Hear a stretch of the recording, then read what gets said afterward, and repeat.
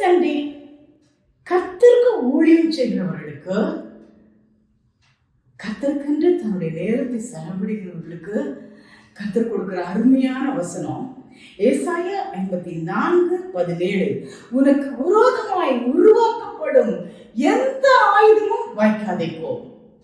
உனக்கு விரோதமாய் நியாயத்தில் எழும்பும் எந்த நாவையும் நீ குற்றப்படுத்துவாய். சூப்பர் பஸ்ல உங்களுக்கு விரோதமாய் யார் எழுப்பினாலும் சரி, எப்படிப்பட்ட ஆயுதம் இருந்தாலும் சரி, அது வாய்க்காதே போ.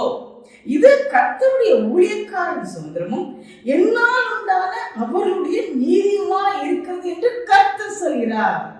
Thank you Jesus.